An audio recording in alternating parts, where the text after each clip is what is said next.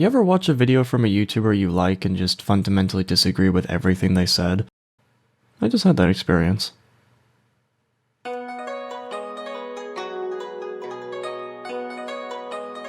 Hello everybody and welcome back. My name is Manga and it's been a hot minute since I've done a response video. It's a form of content I never thought I would ever go back to, but hey, it's nice to go back to your roots every now and again.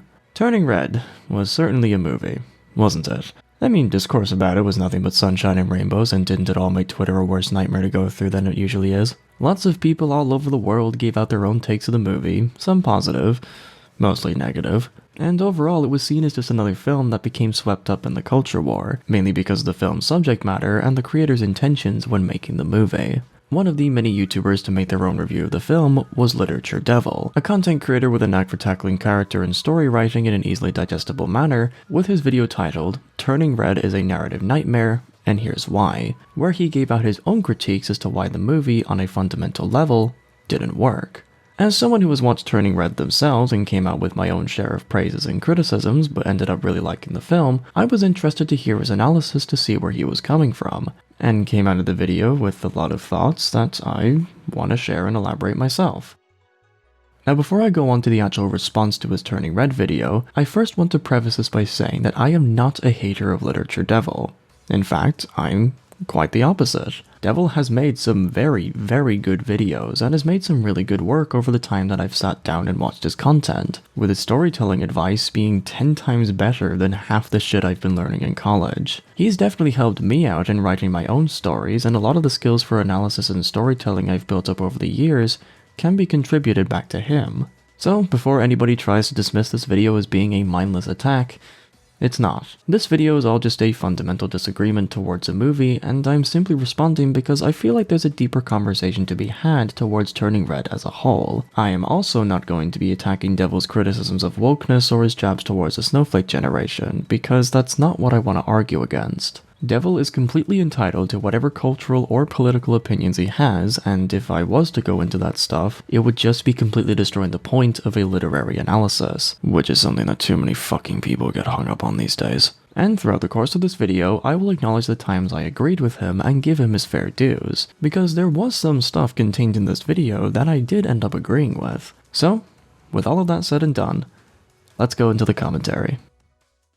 As the old saying goes, every masterpiece has its very cheap copy. And already I have an issue. While yes, a Goofy movie and Turning Red share a lot of similarities, they are not the same story. The biggest difference between the two is Turning Red's focus on the panda transformation and generational trauma, causing all sorts of new problems and storylines that a Goofy movie simply doesn't have. Comparing Turning Red to a story like a Goofy movie, to me anyway, is like comparing apples to oranges. While some themes between these two movies are the same, they are just too different to be judged on equal terms. This comparison, from my eyes, does not work. Turning Red is one of those weird current year classics that fit under the rather disturbing current year category of kids media made for adults. Media that has all the same energy, bright colors, and lightheartedness of a movie made for children, but a larger emphasis on adult elements and a noticeable hostility towards childhood innocence. This is something that, while I do agree that there is certainly quite a jump in media tackling more adult themes in children-like shows, this is a critique that I think doesn't apply to Turning Red because the film is more aimed towards teenagers and preteens, with the official age rating of the film being PG, meaning that some of the content in the film is not for kids. It's almost like ratings are a thing, and you should keep that in mind. You can certainly argue that the lack of definitive audience focus is a flaw for Turning Red, absolutely, but to say it's another kids movie under the guise of pleasing adults is a statement that I feel does not apply to Turning Red specifically. It's a lot more than just venting. It's something more aimed towards early teenagers. I feel like that's a fair enough assessment to make. And speaking of things beloved by Twitter psychos, the major flaw of Turning Red is the utter lack of meaningful conflict. Or, more to the point, Turning Red has the kind of soft, easy resolvable conflict one might see in a children's show, and lacks the pressing conflict of more mature storytelling. In other words, while there is conflict, most of it lacks heavy consequences, like playing a video game on easy mode. This is one of Devil's opening statements, and throughout the video he does build up on this point. This was one argument that I found to be very interesting because the term meaningful conflict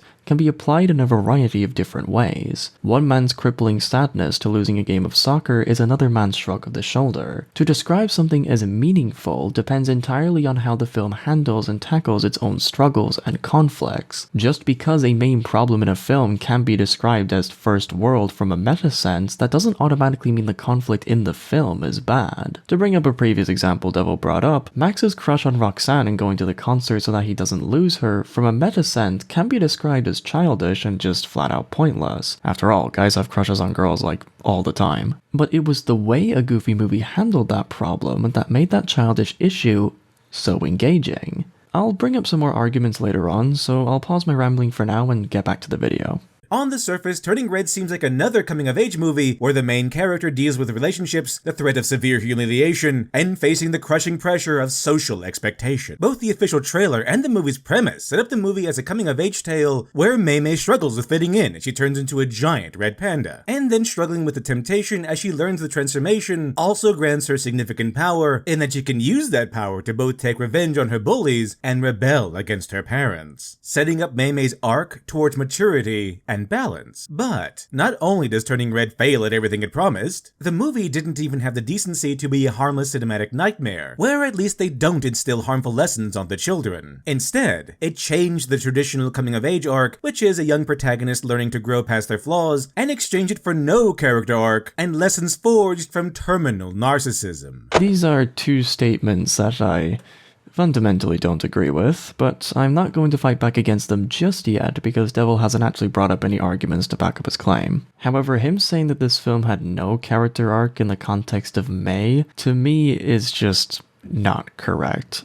But we'll go on. Here's what I mean. Traditionally, movies like Turning Red focus on a character encountering a coming-of-age style problem, and then overcoming through lessons learned via maturity of character. However, the rampant narcissism of the snowflake generation is so prevalent in the movie, I would argue that Mei Mei isn't even the main character. The mother is. That's a very strong accusation, but alright, I'll hear you out.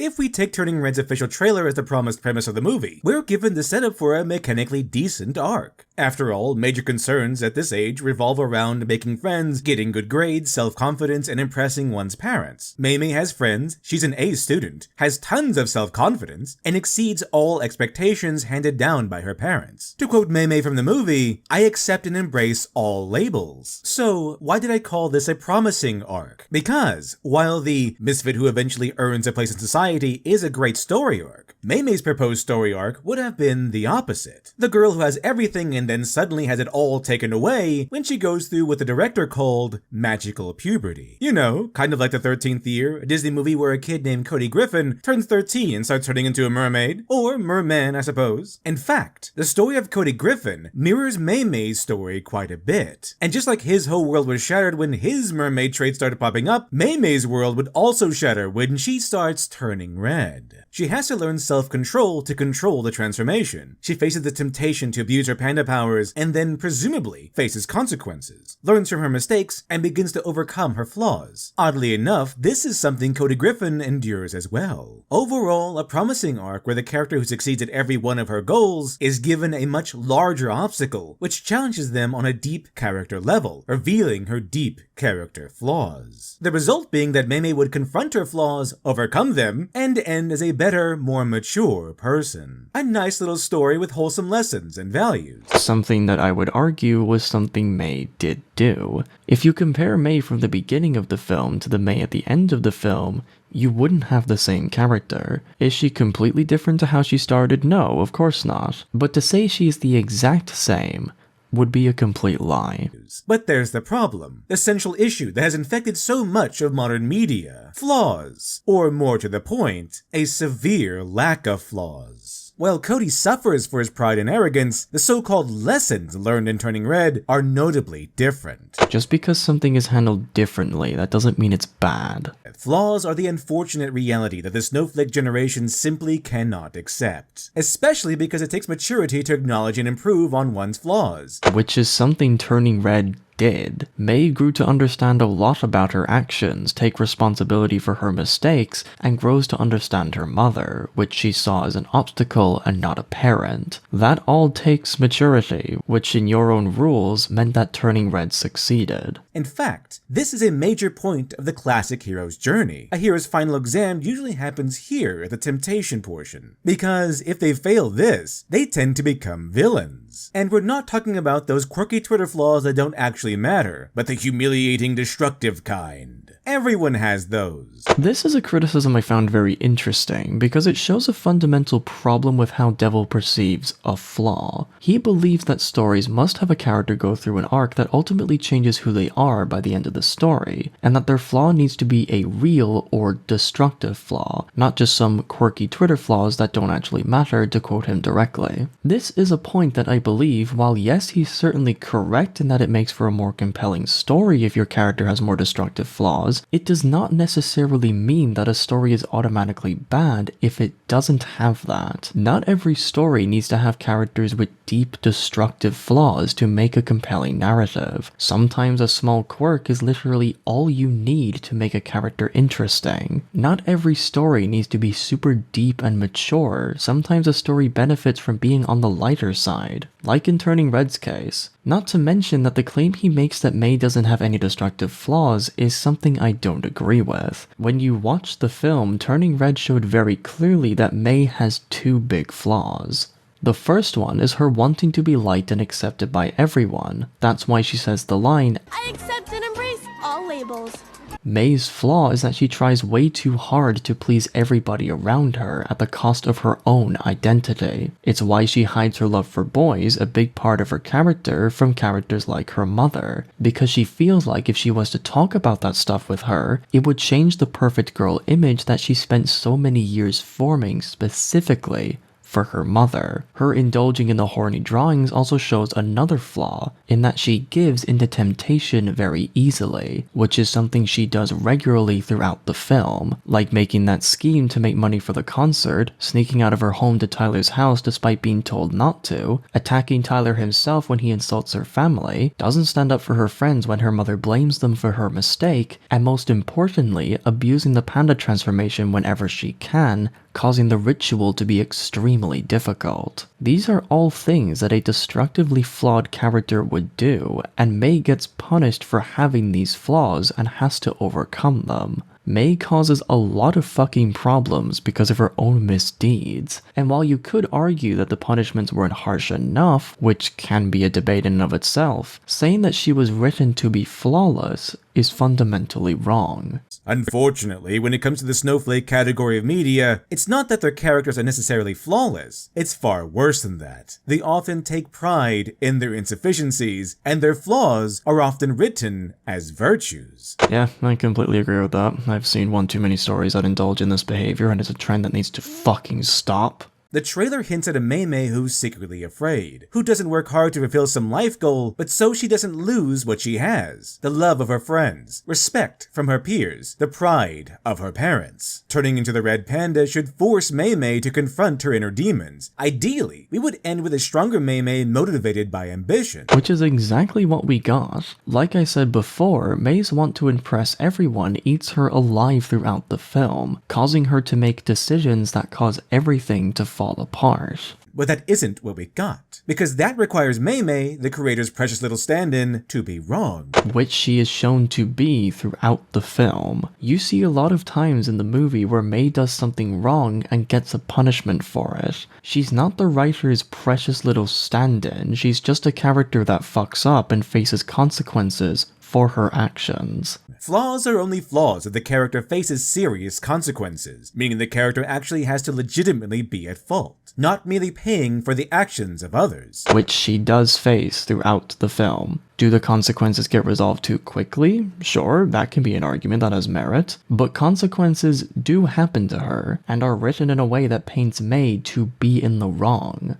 But so far I've just been chastising the story. What's it actually about? Well, to quote the main character, I'm Mei Lin Lee, and ever since I turned 13, I've been doing my own thing, making my own moves 24/7, 365. I wear what I want, say what I want, and I will not hesitate to do a spontaneous cartwheel if I feel so moved. Mei begins the movie as a star student and the perfect daughter. This is a statement that, at face value, comes off as very self-centered, but when you sit down and watch the film, you see just how much of that opening statement isn't actually true. Mei may say, that was a fucking weird combination of words to say, that she does all of this stuff, but when you get to her mother, you figure out very quickly that Mei was lying, something that you even bring up in your own video later on. A lot of the moves she calls her own are actually for pleasing her mother, which, to me, is a destructive flaw. She has friends, she's super confident and doesn't care what anyone thinks. I accept and embrace all labels. This isn't really true. Mei has a lot of care for what people say about her, even though she tries to hide it. There are scenes in the film where it shows clear as day that she very clearly cares about what people think of her. Clearest example being her mother. She also helps her parents, mainly her mom, maintain the family temple and give tours after school. Everything is perfect, until the main conflict rears its ugly head. And no, it isn't the panda thing. It's Mei Mei's conflict with her mother. And no, it isn't me reading too much into the story. The movie outright tells you right at the start. The #1 rule in my family? Honor your parents. They're the supreme beings who gave you life, who sweated and sacrificed so much to put a roof over your head, food on your plate, an epic amount of food. The least you can do in return is every single thing they ask. Of course, some people are like, be careful, honoring your parents sounds great, but if you take it too far, you might forget to honor yourself. Yeah. Pretty sure no one actually says this, except for maybe Mei Mei's friends. I disagree simply on the fact that while yes, no one has ever said those exact words in that exact order. I mean, after all, it is Mei who says this, and I'm inclined to believe that a preteen isn't the best narrator for a story like this. Honoring your parents and family legacy at the cost of your own identity is a common trope in stories. Take Pacifica Northwest from Gravity Falls. Her whole arc is about keeping the Northwest family identity alive at the cost of her own enjoyment. Or Snapdragon from High Guardian Spice, where Snapdragon struggles with his manhood at the cost of his own happiness. Or Mulan, where her want to please her parents comes at the cost of her own happiness because she simply does not have what it takes to be a traditional housewife. Or the biggest example that I'm sure everybody knows about, Zuko from The Last Airbender, who has an entire arc of pursuing his own destiny and not live under the rule of his father. Just because nobody talks about honor in the way Mei does, that does not mean that the idea doesn't exist. So this isn't about Mei humbling herself or becoming a better person. This is the first major hint that the story has been corrupted by lethal levels of narcissism. If that's the case, then why did the film make Mei go through so much punishment when everything blows up in her face? That doesn't make any sense. The initial conflict erupts when Mei Mei gets really horny. Yes, a preteen girl getting really horny is the inciting incident for a movie made for kids. Classic Disney, am I right? The film is PG, I've discussed this earlier. Plus, kid characters being horny for their romantic interest is something we've seen all the time. I don't see why this is a problem here. So, Mei Mei starts sketching out muscular drawings of boys. Classic Disney. She doesn't really have a crush or anything. Mei Mei is just horny. Which is something a teenage girl would do. That's fine. This is when Ming Li, Mei Mei's mother, finds the drawings and freaks out at the vile, untold degeneracy her innocent daughter depicted in her notebook. Because that was a side to Mei that Ming had never seen before. Mei did such a good job at hiding that part of herself from her mother that when she sees the horny drawings, of course Ming doesn't believe that it's Mei's fault, but someone else's. In the context of the film's story, Ming's reaction made complete sense. So, Ming drags Mei Mei down to the Daisy Mart, where the boy she was drawing about works, and then yells at the unsuspecting boy and shows everyone Mei Mei's embarrassing horny drawings. This is where we see Ming's major flaw, overprotective parenting. And this is where we see Mei Mei's perfect world begin to shatter for the very first time. Also notice that the consequences Mei Mei faces aren't due to her own wrongdoing, but her mother's flaw. That whole scene happened because Mei was caught drawing basically porn, something she did because of her weakness into giving into temptation easily, like I mentioned before. If she didn't give in to that temptation, this scene would never have happened. So, Yeah, this scene happened because of May's wrongdoings, not just because the mother has a flaw. Keep this in mind, it's a pretty important dynamic. That night, Mei has a crazy fever dream and then wakes up as a red panda. She freaks out and then calms herself down enough to turn human again. She goes to school, meets up with her friends, and tries to hold herself together long enough to make it through school. Everything proceeds as normal until Ming arrives at school to deliver an entire box of tampons. Because Ming thinks her daughter is experiencing her first period, once again publicly humiliating Mei. Which was a scene that had quite a few consequences, last time I remember. She turns back into a panda and runs home crying. But that doesn't mean she can't make a horny stop to lustfully gawk at the Daisy Mart boy, where she literally goes awooga. You know, just in case all the dads watching this with their daughters didn't feel awkward enough. Yeah, fair enough. I never liked that scene either. Honestly, just felt a bit forced. Mei makes it home. She gets a girl power story about their ancestor who gained the magical ability to turn into a red panda from the gods, and the only way to control a transformation is to control one's emotion. So Mei stays home until she can control her emotions, which she couldn't do until her friends came by, sang a song, and instantly solved the problem. Remember when singing a song to solve all your issues was an absurd joke? I guess some people took that seriously. The reason the problem was instantly solved, which it wasn't by the way, was because the song showed that May's friends were there for her in a way that wasn't fearful or anxiety driven. If you watch the scenes before that moment, the reason May was having so much trouble controlling the panda was because her mother filled her with so much anxiety towards the panda's power. Overhearing her mother talk to her dad about how worried she is about May now having this power. This is awful. What are we gonna do? No one can see her like this.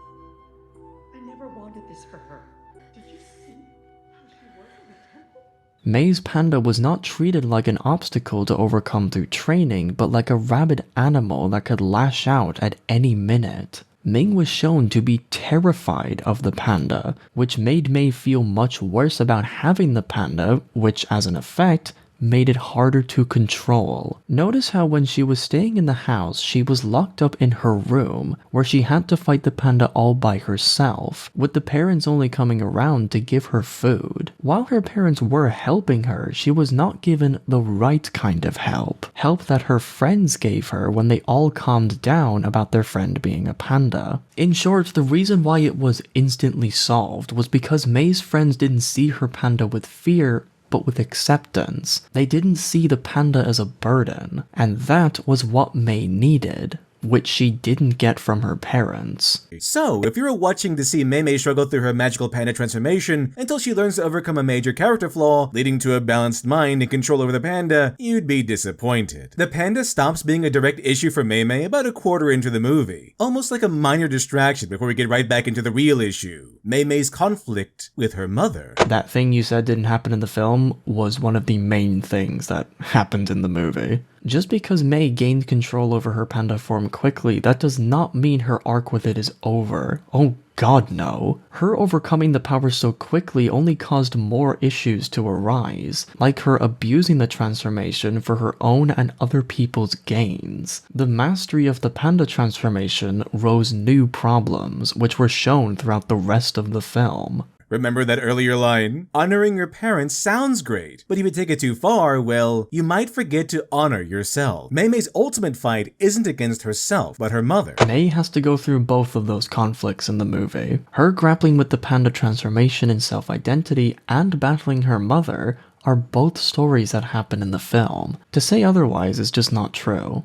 So after Mei masters her transformation, she asks to go to a Four Town concert. Ming, of course, goes crazy with parental zeal and forbids Mei from going. Because she's worried about Mei hurting people with the panda. A concern that when you take into account the pads incident and seeing what Ming's panda is like is, very fucking reasonable. And this causes Mei to go rogue. My whole life I've been her perfect little Mei. Temple duties, grades. We've been so good. If they don't trust us anyway, then what's the point? Tired of being perfect, Mei decides to rebel. She, along with her friends, plan to earn the concert tickets themselves. And they do this by selling Mei's panda. Panda merchandise, pictures with Mei's panda, and panda rides. That's when she gets hired to perform at a birthday party, which will earn the remaining money she needs for the concert. Mei gets discovered, Ming's overprotective parenting kicks in, and she blames her daughter's friends for pushing Mei into the idea. And Mei sides with her mother and blames her friends. That is not what happened.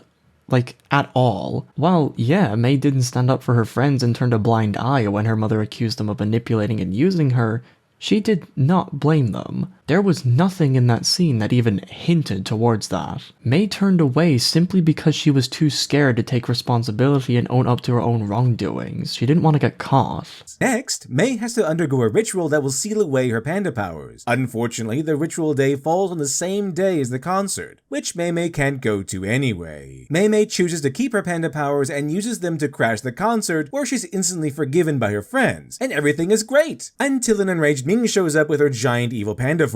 If you claimed that Mei was instantly forgiven, but then pull up that meme of the Wojaks duking it out, why did you make that claim in the first place? You could have just said she was quickly forgiven, and your point would not have to be debunked in real time. That wasn't really the best gotcha you've ever made.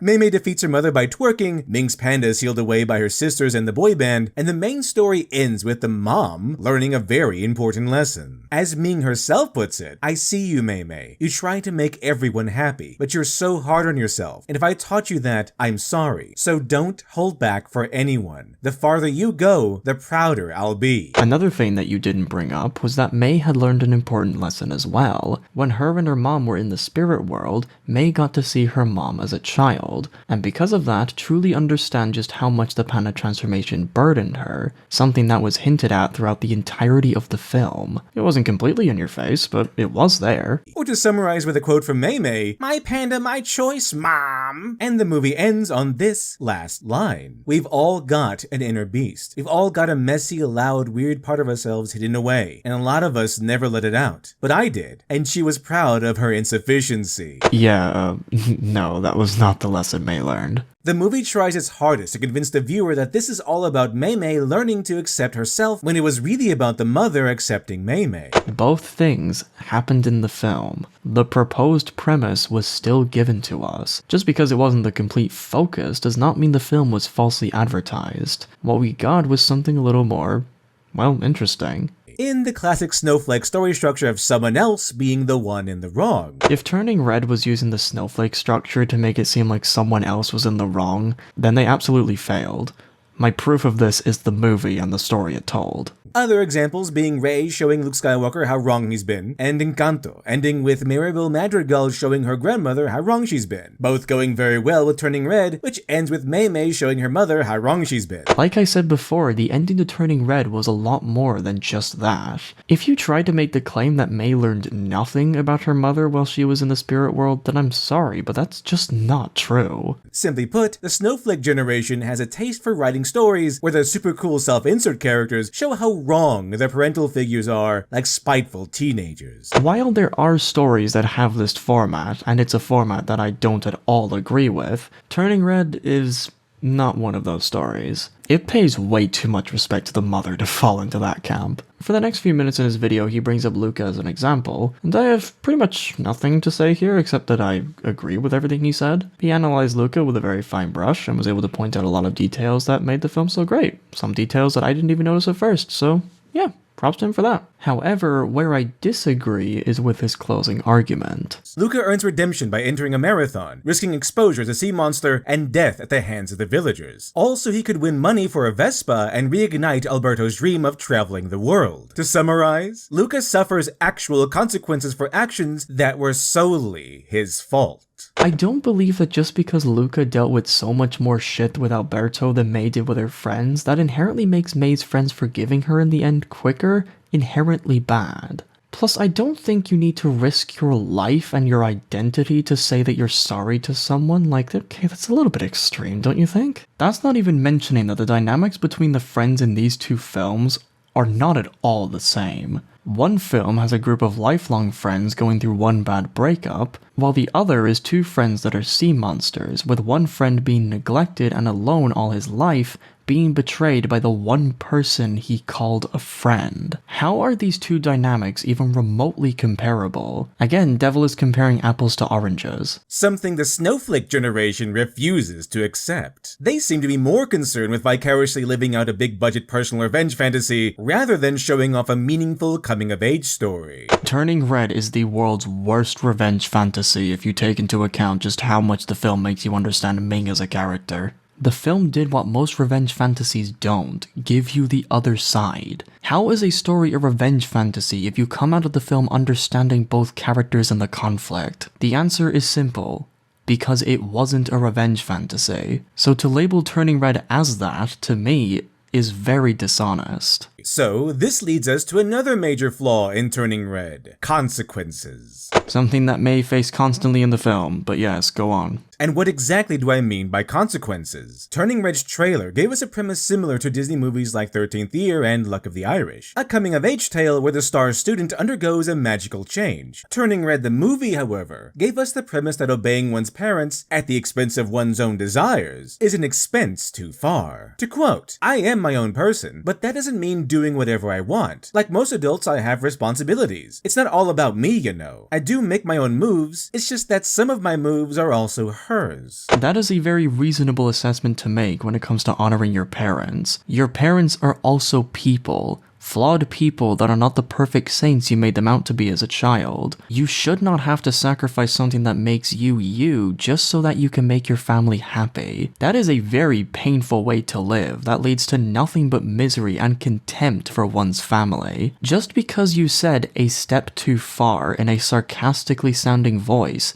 doesn't at all disprove that concept. Sacrificing yourself for family legacy is a very common thing that loads of people go through. Keeping that in mind, what actually happened to Mei Mei? Well, she was humiliated and suffered the brutal mockery of everyone at the Daisy Mart. Much of Turning Red's story has to do with social anxiety. Or, as the creator Domi Shi put it, "I think I pitched it as a girl going through magical puberty to the studio, and hoping that they would bite, and they did." Puberty is a very awkward time for any growing girl or boy, and many of us can relate to seeing that awkwardness in Mei Mei. And I mention this because puberty-related social conflicts, and the challenge they present to Mei Mei, seem to be the movie's focus. It doesn't seem to be the movie's focus, it is the focus. So you would think the consequences would build until they became so overwhelming, Mei Mei is either crushed by embarrassment or overcomes these challenges. So after her humiliation, Mei Mei awoke one morning from uneasy dreams to find herself transformed in her bed into a gigantic red panda. Strong emotion forces her to change. A nice build-up for a proposed narrative all about the emotional stress of puberty. Plus, it's a nice build-up for when she goes back to school and the entire student body is mocking her for the Daisy Mart incident. Because obviously the story would have spread and quickly became the story of the day. That's not necessarily true, given that these are preteens, not full-on teenagers. And the story did spread since her friends even bring it up. A perfect conflict to escalate Mei Mei's new problem. If a dream can be shocking enough to change her into a panda, imagine the trouble she'd contend with, having to contend with an entire school of classmates ridiculing her over an intensely embarrassing moment. But that doesn't happen. And what must be an absolute miracle, no one cares. Except for Tyler, who puts up posters about the incident. The posters, of course, do nothing. So we're given a cause without the effect. Like setting up a joke and never delivering the punchline. That's because that's something that sometimes happens. May was never shown to be popular in school, so it makes sense why no one would really care if she had an embarrassing moment. And when it comes to Tyler, his popularity is also quite questionable, proven by the fact that he had to invite everyone to even get noticed. I want to throw a sick birthday party. An epic one. It's this Friday. If you're there, everyone will come. Simple as that. So with this setup, yeah, it makes sense why no one would really care about this story. Plus, she was going around school being anxious and afraid that something would happen. And because something isn't happening, she starts worrying even more. That's the point. Since we're on the topic, anyone else notice that Ming knew about the red panda due to the tiny minuscule fact that every woman in her family has it? Yet that very morning when she noticed Mei Mei freaking out, she just assumed it was a visit by Aunt Flo and not a sudden transformation into, as the creator put it, some wild, hairy, hormonal beast. Keep this point in mind, it'll be important later. Alright, fine, I'll hold off on my point until then, so go on. In fact, the whole conflict ends with Ming trying to sneak into Mei Mei's school just to give her sanitary pads, which then pushes Mei Mei over the edge. She turns into a panda and runs terrified all the way home. She even gets seen by plenty of people and causes chaos around town, including a few minor car crashes and some destruction of private property, almost causing major injury to innocent bystanders. Does Mei Mei get blowback for being seen by so many people? For causing car accidents and property damage? For even skipping school? No. While it's understandable that her parents wouldn't punish punish her, because it really wasn't her fault. You'd think there would be some significant blowback by police, or the city rising to high alert. Maybe Mei has to face some consequences from her teachers, or at the very least, maybe face rumors from her classmates raising the stakes of social ridicule and exclusion. You know, what the story was supposed to be about? Yeah, that's fair. I will say that the world's reaction to the panda was confusing at best and didn't make much sense, so fair enough, I'll give you that. While Mei does encounter challenges, none of them are a result of her own actions. The money laundering scheme, going to Tyler's party, and hanging her friends out to dry are all scenes that debunk that claim.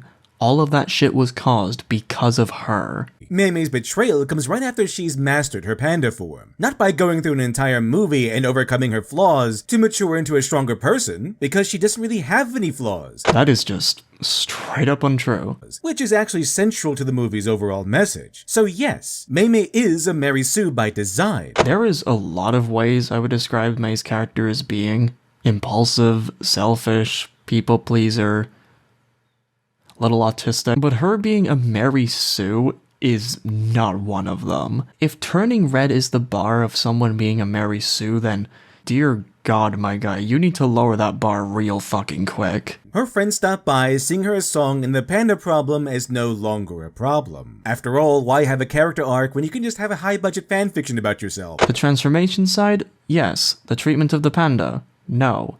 Like I said, that arc is not over. So, here, Mei argues for the chance to attend the Four Town concert. Ming denies her request, so perfect little Mei finally goes rogue. Side note, keep this moment in mind too. Alright, sure, I'll hear you out when you get back to it. Go on. It's here that we see the panda has become such a non-issue in Mei's life that she just decides to use her magical transformation to make money. And everyone is just cool with Mei turning into a giant red panda and throwing money at her. Again, fair, it was weird just how cool everyone was with her being a panda, so yeah, that critique is fine. We learned that Mei's grades dropped during this time, but again, this was a result of her direct actions, so there's never a moment where she has to face those consequences either. No letter sent to her parents, no threat being made to be held back a grade, nothing. No one is going to call the parents of a child threatening the notion of the kid being held back a grade when the child in question is receiving B and C grades, even if they were originally a grade A student. Those grades are still average, so that supposed plot hole doesn't make any sense. In other words, Mei faces no consequences until Tyler's birthday party, when she attacks the kid for mocking her again. Fine! Get out of here! Go back to your psycho mom and your creepy temple, you freak! Yeah, he did way more than just mock her, devil. That shit struck a perfectly reasonable nerve. Mei's parents are called, and the scheme falls to pieces. Ming uncovers her daughter's underhanded activities and then blames Mei's friends for tricking her daughter into doing such a thing. The way you said that implies that you think that Ming was aware that her daughter was behind it, when no, that's not what's going on. She was fully convinced that Mei did nothing wrong. And despite the whole plan being Mei's idea, she immediately betrays her friends, which you would think Mei had to pay consequences for. But if you think that, you haven't been paying attention. Yeah, sure, I was the one not paying attention. Yeah, okay, like, dude, okay, look, I'll keep the snide comments to a minimum, alright? Just let me have this one. This part is especially notable because it's the closest Mei ever gets to receiving consequences for her actions, and the closest glimpse we get to her major flaw, which is having too much devotion to her mother. There's also the flaws of her being impulsive, scheming, and being selfish. Come on, don't forget those. Mei isn't punished, not even grounded for her deception, attacking Tyler, or even her failing grades. She was absolutely punished for it. Not by her parents, but with the guilt she feels about selling out her friends. Just because no outside punishment happens, that doesn't mean the character was not punished, per se. In fact, her father finds a recording she made with her friends where they were secretly gathering money for the concert tickets, then actually encourages her to fight back and defy her mother just like Ming defied her mother. When she wanted to marry a man Ming's mother disapproved of. She and your grandma had a terrible fight. Your grandma didn't approve of me, but you should have seen your mom. She was incredible. In summary, honor your mother less and follow your own desires more, punctuating the idea with this quote: "People have all kinds of sides to them, Mei, and some sides are messy. The point isn't to push the bad stuff away, it's to make room for it. Live with it." That is not what the father's scene was about. At all. The talk that Mei's father had with her was not to encourage her to rebel against her mother, but to embrace her true self. To not abandon a core part of who she is just to please her mother. to have a balance between your bad side and your good side. Being true to yourself does not always mean rebel against your parents. It's about being happy with who you are. He literally says this in his talk, something that you yourself quoted word for word. Which would be great if this movie was about Mei Mei dealing with an underlying flaw that she couldn't conquer, requiring her to seal away the panda forever. But it isn't, because then things would be Mei Mei's fault and she would need a flaw to begin with, and who wants that? Much better to blame Mom. Just because the story didn't go the way you wanted it to go, that doesn't make what the movie did inherently bad. Also, you said before she had a flaw, so why are you saying this like she doesn't? Come on, mate, you're tripping yourself up. Come on, be consistent. Which brings us to the concert showdown. Ming, her mother, and her sisters all demand Mei Mei seal away her panda forever. However, Mei Mei wants to keep the panda, and after the pep talk from her father, decides to run away and use her special panda powers to attend the concert anyway. Mei's talk with her dad inspired her to keep the panda. That was all. Her going to the concert was a decision she herself made, not because her father told her to go against her mom's wishes. This is where Mei Mei finally confronts her friends after betraying them. And she really only gets any resistance at all from Miriam. To quote, "Mei, you threw us under the bus." To which Mei Mei says, "I know and I'm sorry. I've been like obsessed with my mom's approval my whole life. I couldn't take losing it. But losing you guys feels even worse." So, after reiterating how much it sucks to honor one's parents, if it costs you your own happiness and identity to honor your parents, then yes, that is bad. I do not see why that is in any way unforgivable. we learned that Miriam had been taking care of Mei Mei's Tamagotchi thing, and then all is forgiven. It wasn't even Mei Mei who made the positive action towards maintaining their friendship. It was Miriam, the wounded party. Turning red is just one big narcissistic wonderland, isn't it? If you were expecting a massive fight between lifelong friends who are still barely teenagers, mind you, after one betrayal that happened weeks before the concert happened, that's not on the movie, but on you. While yes, I agree that the Tamagotchi plot point made it very convenient in that that was the way these two made up, it is not at all unrealistic to have Mei's friends forgive her so quickly. Again, these characters are preteens. Preteens are very forgiving towards their friends. I'm reminded of the Proud Family episode, A Star is Scorned. Another Disney property, by the way. When Penny Proud and her friends start a singing group and get famous, but Penny rose to be the most popular, which then led her to betraying her friends and hogging all the glory. Penny eventually gets tired of all the fame and quits. All the fame and glory being nothing without her friends. Then she finds her friends and attempts to apologize. But, unfortunately for her, this was during a time when Disney actually knew how to write a story. And her friends don't just instantly forgive her. In fact, they don't accept her apology until they learn that Penny truly surrendered all her fame and riches just to get them back. Now, I've never seen Proud Family, so I can't comment on whether or not he got the story right, so I'm just going to respond to what he said happened. While the friends not forgiving Penny instantly is a more interesting story in theory, if the friends only came back to her because an old lady told them what she lost, then that to me just paints the friends as being a bit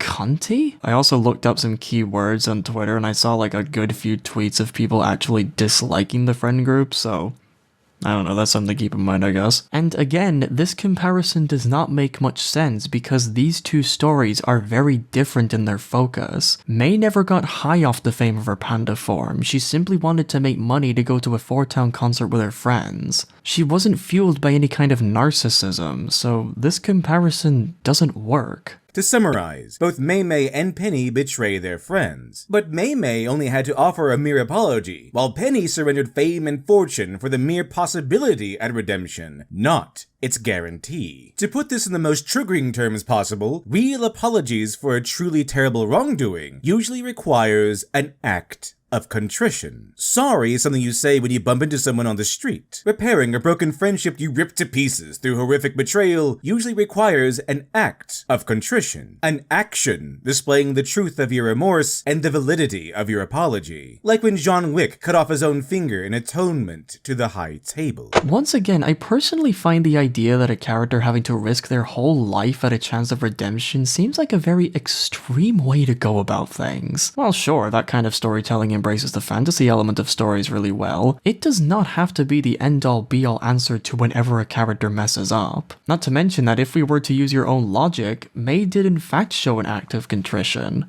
What was it?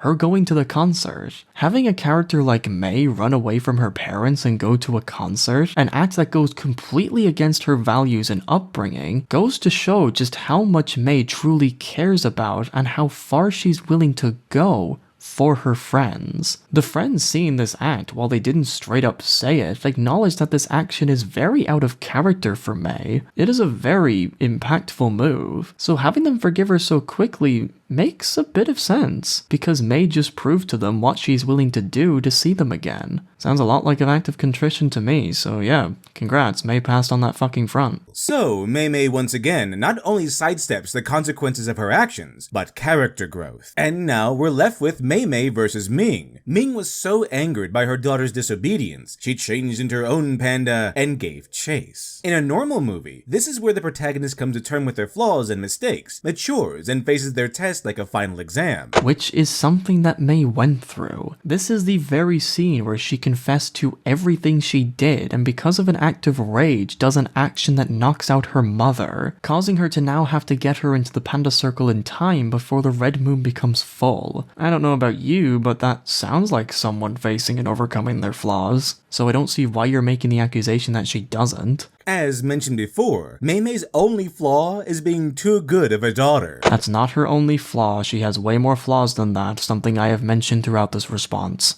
In fact, her not having a major flaw is the movie's whole point. Remember the whole, people have all kinds of sides to them, Mei, and some sides are messy? The point isn't to push the bad stuff away, it's to make room for it. Live with it. It's okay to have flaws. However, to have an accept your flaws lesson, Mei would need to have a flaw that leads her astray. Oh, you mean like the times of her using her panda recklessly to make money, disobeying her family to go off to a party, and attacking Tyler, all things that happened because her flaws led her astray? You mean those times? They try to play the panda like this, as if the big red beast is a Mr. Hyde, pushing Mei to do terrible things, but it doesn't do that. Normal Mei is exactly the same as Panda Mei. That was exactly the point the movie was trying to tell you. Mei's panda is an integral part to who she is as a character. It's not a burden like it was to the other women in her family, but an extension. It was a part of who she is, and if she was to seal it away, she would end up sealing a core part of what makes her, well, her. The panda was not the struggle, but how Mei uses it. That's the struggle. If you recall, the entire struggle was not against some inner panda voice guiding Mei into temptation. The struggle was against actually turning into the panda due to emotional overload. And being a panda was only a problem because it was just awkward to be a panda. Again, just because a story went the way you don't like, that does not make the storytelling of that story automatically bad. Which stops being a problem by the time Mei is selling selfies for concert money. No, it didn't. A plethora of other problems arose from her mastering the transformation. I've made this point earlier. Turning red is supposed to be about turning into a panda, and the panda was supposed to personify the awkwardness of puberty. But Mei solves this problem very early on in the movie. So in other words, Mei completes her metaphorical puzzle by the middle of the film. No, she doesn't. When the character doesn't have any flaws because, quote, my whole life I've been her perfect little Mei, then the lesson stops being learn to live with your imperfections and becomes indulge in those imperfections. My panda, my choice, mom. No, the message of turning red is that people shouldn't push away core things that make them who they are in order to please others. That is not indulging in your imperfections. That's just having self-respect. Which is not at all a bad thing. In reality, Mei's only crime during the movie is defying her overbearing mother. I mean, she did also make a money laundering scheme and attack the kids, so I'd argue she committed more crimes than just disobeying her mom. And to bring all these points together, normally this is where the hero battles the final conflict with their newfound virtue, having already faced and come to terms with their imperfection. Mei defeats her mom by twerking. She didn't do just that, she also whacked her so hard Mei went fucking unconscious. I'm not your little Mei anymore. I lied, Mom. It was my idea to hustle the panda. My idea to go to Tyler's party. It was all me. I like boys. I like loud music. I like gyrating. I'm 13. Deal with it. I don't see why you read all of that in that voice, because what Mei just did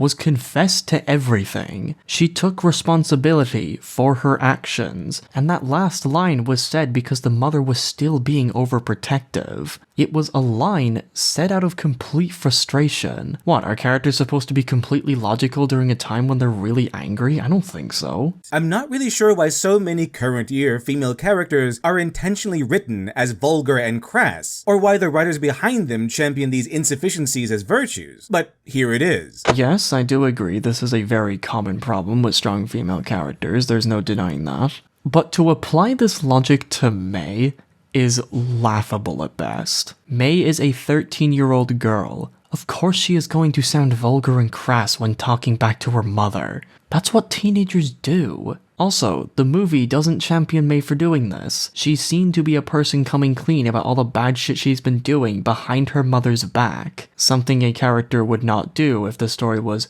championing them. Which is, again, very odd considering, again, that most coming-of-age stories carry the opposite message. That one may feel like an adult, and while they may have achieved some great things, they still have a lot of growing to do. Which is an arc that Mei goes through, by the way. Turning Red ends with Ming learning that turning 13 means Mei Mei is now an adult, and should therefore allow her daughter to control her own life and get off her back. Which almost makes sense due to Ming's aggressive helicopter parenting style. Yeah, it makes complete sense why Ming should back off from Mei a bit. Did you fucking see the shit she did when she didn't? But the final message of the movie swings things way too far in the opposite direction. Like if your main character was a horrible drunk and the story's lesson ended up being about how the women who left him were too judgmental and the laws were too oppressive. That he likes alcohol and parties and loud music. He's 21. Deal with it. This is not at all a fair comparison to make about how the ending handled Ming. Yes, she's certainly a lot more lenient, but she still has limits. You could even see this in the ending scene.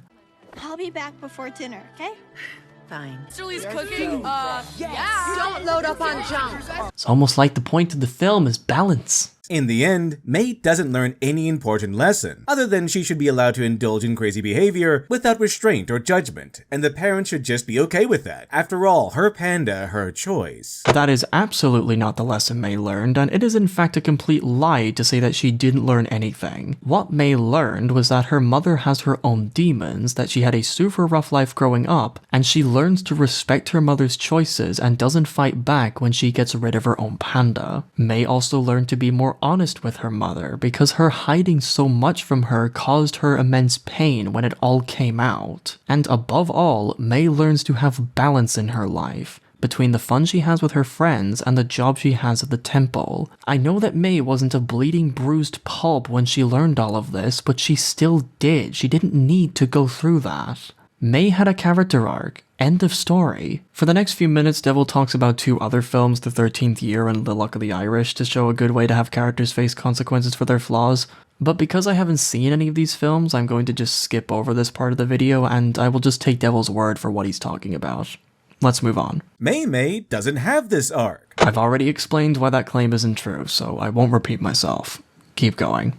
Remember when I mentioned that Mei seems to be paying the bills for dinners she never ate, i.e. facing the consequences for the actions of others, turning into a big red magical panda probably being the most prominent, and remember Mei never had to face her flaws because she doesn't have any. I've already explained in detail why that claim isn't true, so I won't repeat myself. Keep going. He talks a little bit about Daria in this review, but again, haven't seen any of that stuff, so again, I'll skip it and I'll just take his word. This is the formula for internal conflict, the struggle of a character when they begin betraying their own morals. Mei's only identifiable principle is honoring her parents over her own wants. She also has the issue of trying to please everyone and is very impulsive and all the other stuff I have been saying throughout this entire response, okay?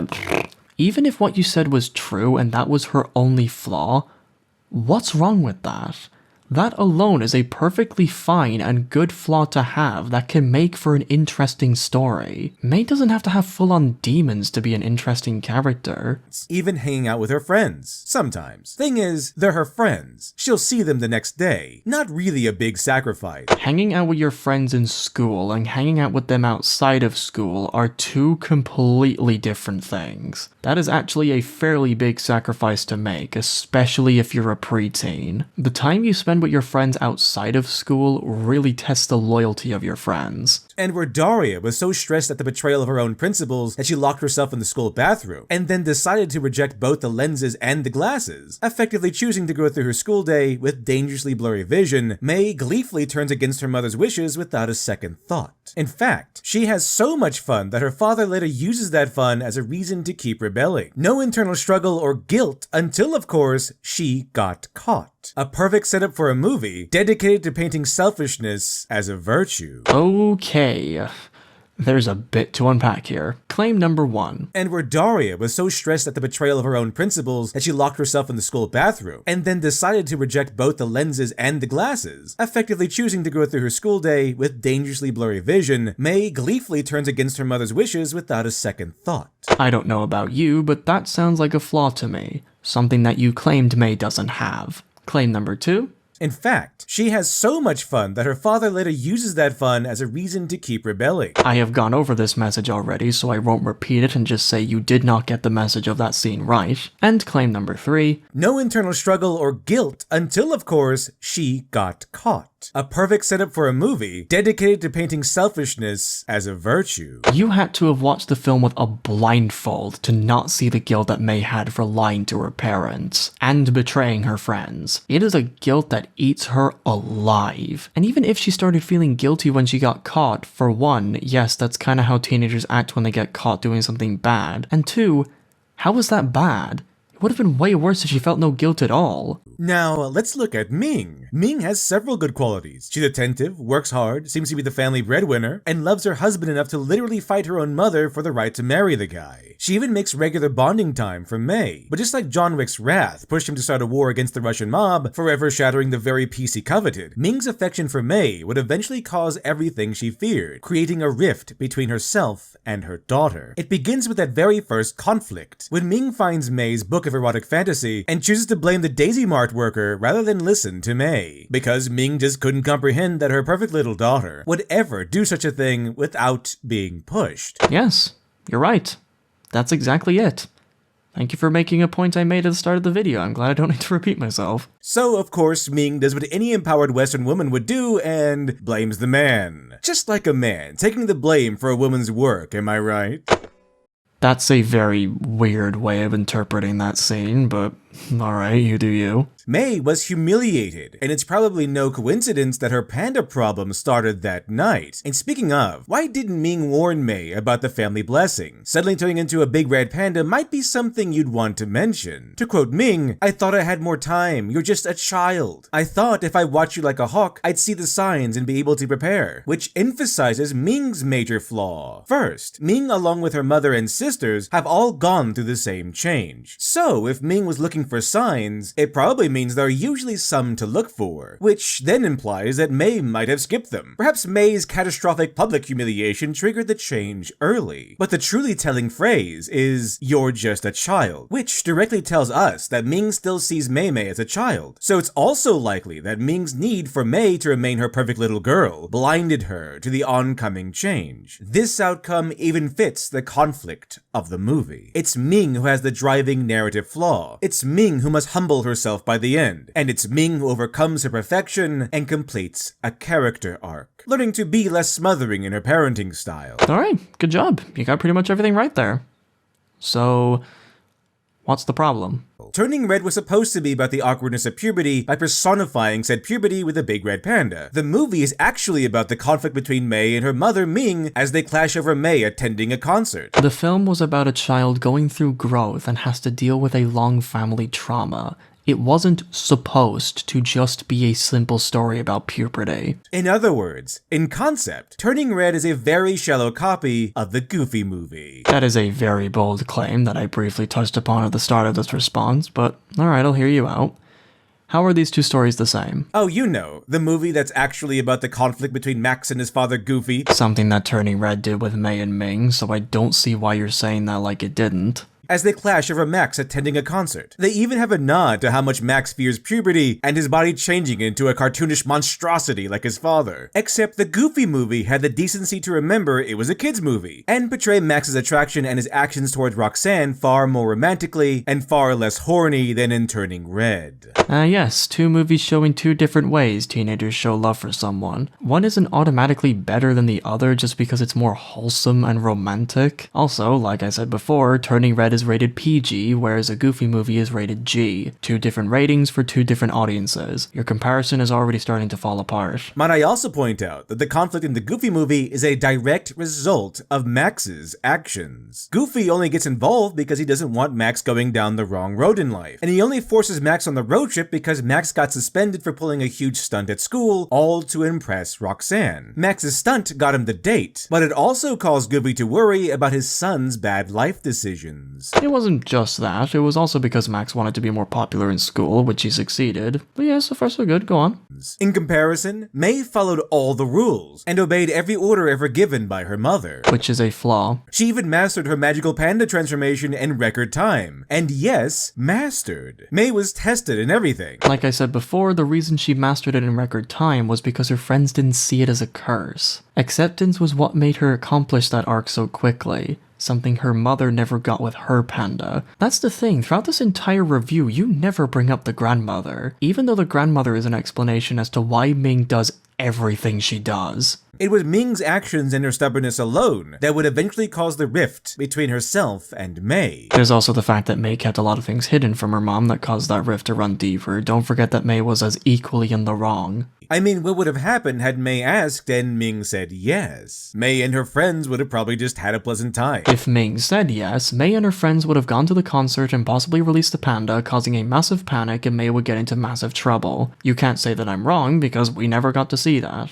My claim is just as valid as yours. Plus, Ming saying yes is just such a shift to her character that if anything, her saying yes wouldn't make any sense, which would have raised way more questions. The story shifted its entire course based on Ming saying no. The entire conflict revolved around Ming's overprotective perfectionist nature, her flaw. And most importantly, Ming fails. She chastises everyone except for May rather than talking with her daughter about these new feelings, possibly ignoring the signs of the oncoming panda. She rejects May's reasonable request to attend a concert. But May's want to go to the concert isn't at all reasonable. What are you talking about? And she fails to accept that May might want to keep the panda, rather than steal it away.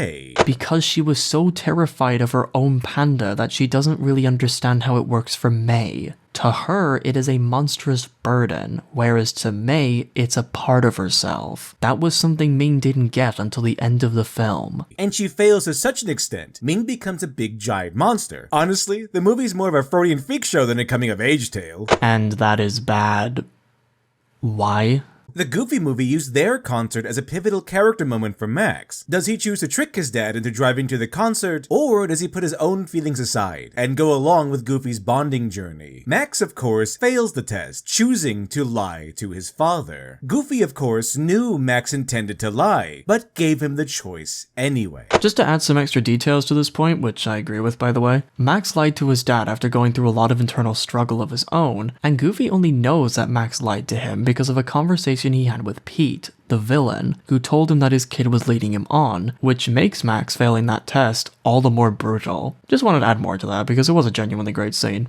Let's keep going. So, this sparks the final major confrontation between Max and Goofy. No more games, no more pretense. They both lay everything on the table. However, once everything's settled, Goofy happily helps Max attend the concert. You see, the concert in the Goofy movie and the journey towards it aren't even Max's main goals. Sure, he likes Powerline, but the concert is ultimately a symbol. It stands for more than just a concert. If Max can reach the concert, he can reach Roxanne and win her heart, which is why the tension is so high. That, and also Max just got very popular in school and was hyping him up being on stage with Powerline so that Roxanne doesn't go on a date with another guy. It's not just Roxanne that Max is fighting for, it's his whole image as well. That's why this conflict felt so impactful. We can understand Goofy's desire to bond with his son, and make sure Max Max isn't going down a bad road, while also coping with the idea of Max growing apart from him. But we can also understand why Max places so much desperation into attending the concert. His need goes beyond a shallow desire for the experience, or even personal status. Max not only wants to impress the girl he's been crushing on, but wants to prevent her from going with someone else, which was hinted at earlier. So Max's choice becomes going to the concert and impressing Roxanne, the girl he desperately likes, or respecting his father and losing Roxanne. A definitive choice to make.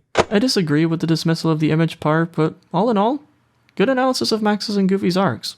Well done. In Turning Red, the concert is just something Mei wants to attend. Mei and Ming already bond regularly, so the concert just happens to be the place where we have the final confrontation. In other words, Mei would lose nothing if they decided not to go. There's no boy she promised to meet there. This isn't Four Town's last concert, and they don't have a dying friend who they decide to break all the rules for, so the girls can forge one last happy memory together. They just selfishly want to go. The important part is Mei's willingness to attend the concert anyway, despite being told no. To summarize, the Goofy Movie concert was packed with meaning and metaphor, while the Turning Red concert is just a cool concert. Mei would lose all of her friends and above all, the panda if she decided to not go. Going to that concert was to show that she was finally being her own person, along with showing her friends that she wants to be with them. A point I mentioned earlier. Mei had to fight for a lot when she ran off to the concert, making it a location that was both narratively and thematically relevant, as opposed to just being something Mei wants to attend like you claimed. A character doesn't have to be in love or want to make one last happy memory with a cherished friend in order to want to go to a concert. Sometimes they could just want to go, which is perfectly reasonable considering that these are preteens, not angels. It could be our only chance to see them together. We're all asking our parents tonight. We're making our stand. Yeah, you in or you out. This isn't just our first concert. This is our first step into womanhood. And we have to do it together. And if Goofy's exploring deeper topics and laying down heavier life lessons than your coming-of-age story, well then there might be something you've missed. I don't see why you'd go and analyze a Goofy movie with a very fine brush and then try to use that film as a form of ridicule towards Turning Red. That kind of makes you look a bit inconsistent, don't you think? I mean, all I could think about was that Mei should count herself lucky she isn't in Chihiro's shoes from Spirited Away. She'd end up losing all her friends and working in a supernatural bathhouse until she learned to respect her parents and appreciate how good she actually had it. However, if we really wanted Mei to suffer social exile, it's lucky she never had to spend a day in Lilo's life, the lonely girl who everyone hated for being the weird kid, who actually lost her parents, whose only friend was her older sister, Nani, and whose social salvation arrived in the form of a destructive alien monster. And even that odd little family was close to falling apart. But after looking at Max, Lilo, and Chihiro, all I could think of was, get some real problems, Mei. I find this segment of Devil comparing Mei's struggles to other characters like Hiragi, Lilo, and Max to be irrelevant and just kind of petty. Yes, Mei has loving parents. Yes, Mei has loyal friends who will forgive her a lot easier if she does something wrong. But just because Mei has those things, that doesn't mean she has no real problems. Just because life is easier for her than for these other three characters, that doesn't make her story any less impactful or meaningful. Because at the end of the day, all four of these films tell drastically different stories with a lot of different conflicts and struggles. So trying to play this weird game of comparing how much shit goes on in each character's lives just so that you can dunk on a character you don't like and saying that they should get real problems is like trying to justify your dislike for apples by comparing them to pears, oranges, and plums, with the only similarity being that all of them are fruit. These stories are not the same at all. Stop trying to compare them as if they are. This argument doesn't work. Overall, Turning Red is less of a deep exploration into social tension spawned by puberty and more of a big-budget teenage tantrum. This claim is not only leaning heavily on subjectivity, but it is an incredibly unfair analysis of this film. Sure, Turning Red is a film that isn't for everyone, absolutely, but to say that it's a big-budget teenage tantrum is a complete misrepresentation of the film's plot, given just how much the film makes you understand the mother, something a revenge fantasy story would never do. While there are some interesting ideas and concepts, the execution is shallow and lacking. It really feels like a fanfiction the creator was carrying around about how she was totally right and her mother was totally wrong. Refer to my last response on why that claim is wrong. With With the aversion to romance and the odd focus on May being overtly horny, really sets this movie closer to the new disturbing genre of kids movies made for adults. Like there's a whole gaggle of creators and possibly viewers who have grown up and now envy the relatively carefree life of a preteen. This is probably why the word adulting exists. The movie is PG, so you can't complain when it tackles shit you don't want to explain to kids. Blame the parents, not the film. Ratings are important, it's your fault if you ignore them. And so, Turning Red feels like another installment in the ongoing corporate crusade against innocence. No more Max daydreaming about her romantic outing with Roxanne, now it's May and her friends overtly drooling over boys. You say that as if girls drooling over boys hasn't been a trope since the fucking Stone Age, what you mean? But these movies, especially kids' movies, aren't meant to reflect or even validate you. They're meant to entertain and ideally teach. They show us that dragons can be conquered, and coming-of-age tales show us that we're not alone. Everyone goes through what you're going through now at that age, and you don't necessarily have to be Superman to overcome these issues. But in any case, the narrative goal is to inspire the viewer toward positive change. Keep going, better yourself, and you can conquer that dragon. Yes, and Turning Red does that as well. Not as obviously as old Disney films, sure, but it still does. Just because it's more subtle doesn't mean it's not there at all. Turning Red tells you that you're actually perfect, and anyone telling you otherwise is a big mean monster needing to be conquered. My panda, my choice, mom. Turning Red isn't a movie that urges you to overcome your insufficiency, but to take pride in your insufficiency. The film telling you that your weird sides aren't demonic and are in fact completely fine when you have the right balance in your life is not telling anybody that they're perfect. Not every message needs to be a fucking order. It's fine to have a little bit of encouragement every now and again. Like if the story was about May getting into drugs, and the arc was about how the mother was a controlling psycho, because May is now 13 and could do drugs if she wants, ending the story with the mother being okay with this horrendous lifestyle. I can tell you one thing, Goofy wouldn't have stood for Max going down that path. That was really bad. That hyperbolic example isn't even remotely comparable to the shit May goes through in Turning Red. Accepting and living with your quirks is not the same as dying to drugs. Jesus fucking Christ, will you calm down? In the end, there are so many movies that cover every topic and idea Turning Red attempts to, but with far more skill, far greater meaning, and far less narcissism. If you want a better story about magical puberty, Disney has a whole roster of them. If you want a story about a girl facing true social exile and gets punished to the point of losing everything, watch Lilo and Stitch. If you want a deep conflict between parent and kid, where both are at odds but both have valid concerns, watch the Goofy Movie. But if you want to watch a creator yell about their overattentive mother, check out First World Problems, the movie. Just because you can point to a bunch of movies that do a certain plot beat better, that does not make the film you're criticizing worthless. You can apply this logic to literally any film in existence, and it shares about the same weight when you do that.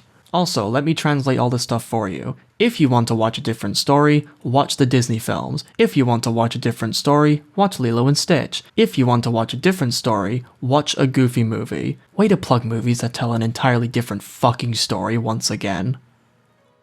And thus ends my response to Literature Devil's video. When it comes to the idea of Turning Red, I can definitely see why people would have issues and criticisms of the film. This movie isn't perfect, not at all, and there's definitely plot beats that can be critiqued and analyzed with a negative light. I mean, I did that myself in my own Turning Red review I made ages ago. But the point I want to make for this video is this. I'm not saying that you have to like Turning Red, okay?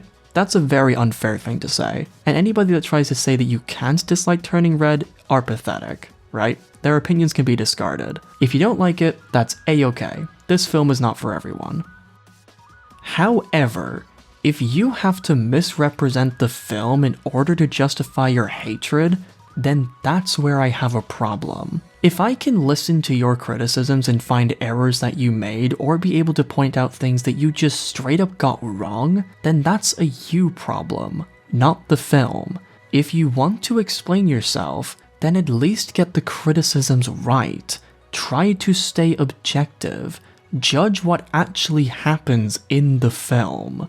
Otherwise, if you can't logically explain why you don't like something, then congrats, you just ran into a film that wasn't for you, which is absolutely fine. All in all, I found this video to be one of Literature Devil's lesser works, but that doesn't mean I've lost any respect for him. I don't believe a YouTuber having a bad take of a movie is anything criminal, and I'm looking forward to seeing whatever new videos Devil puts out in the future. So Devil, if you ever watch this by any chance, just know that I'm still a big fan, and I thank you for all the help you gave me in becoming a better reviewer and storyteller.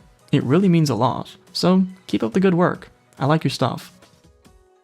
But for now, my name is Manga Writer, and I'll see you in the next one.